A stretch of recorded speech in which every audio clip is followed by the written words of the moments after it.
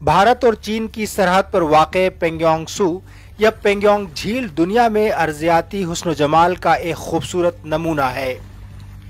इसके साफ शफाफ पानी की सतह पर उठने वाली लहरें नीलगु नगीनों के इम्तिजाज का एक अक्स पेश करती हैं। कदीम पेंगोंग झील सतह समंदर से 14,270 फीट की बुलंदी पर वाक़े है और दुनिया में खारे पानी की बुलंद तरीन झीलों में इसका शुमार होता है।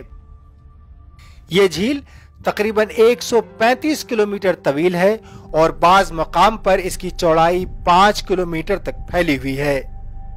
यहाँ आबादी बहुत कम है और जो लोग आबाद हैं उन्होंने इस सर्द तरीन सहरा में कोहस्तानी सकाफत को जिंदा रखने का अहद कर रखा है।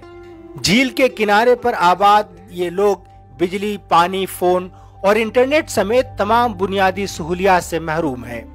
दौर कदीम की तरह मकामी बाशिंदों की जिंदगियां उनके मवेशियों और पत्थर से चुनी इन झोपड़ियों पर मौकूफ हैं। भारत और चीन के दरमियान लाइन ऑफ एक्चुअल कंट्रोल पर वाक़े पेंगोंग झील बहुत खूबसूरत है, ताहम इस पर तनाज़े के सबब हालात कशीदा हैं। झगड़ा इस बात का है कि इसके पानियों में कौन कितनी दूर तक पेट्रोलिंग यानी गश्त का हक रखता है। इन्हीं झगड़ों के सबब ही खित्ता बूटों की गहमा गहमी से आलूदा है, जिसकी वजह से इन खूबसूरत वादियों, नदी नालों और सहर अंगेज पहाड़ों की खूबसूरती मान पड़ती जा रही है। ये झील इलाके के मुताद्दिद अहम जोग्राफियाई मकामात से भी मरबूत है। ताजिकिस्तान, अफगानिस्तान, पाकिस्तान, चीन और भारत को उबूर करता हुआ कराकरम का पहाड़ी सिलसिला यहाँ तक पहुँचता है, जिसमें दुनिया की दूसरी बुलंद तरीन चोटी K2 भी शामिल है। ये पहाड़ी सिलसिला पेंगोंग सू के शुमाली किनारे तक पहुंचकर ही खत्म होता है। लेकिन मौसम और माहौलियात की तब्दीली का असर यहाँ हर जानिब देखा जा सकता है।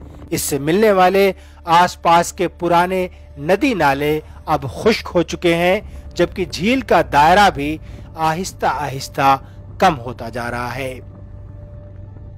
आप देख सकते हैं कि इसका पानी जो है समंदर की तरह ठाठे मार रहा है।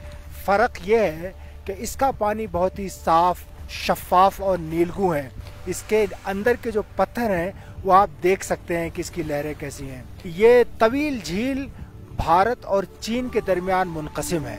तकरीबन 70% इसका हिस्सा चीन के पास है और 30% हिस्सा भारत के पास है। कैमरामैन रऊफ फिदा के साथ सलाहुद्दीन ज़ैन, DW news, Pangong lake, Ladakh, Leh.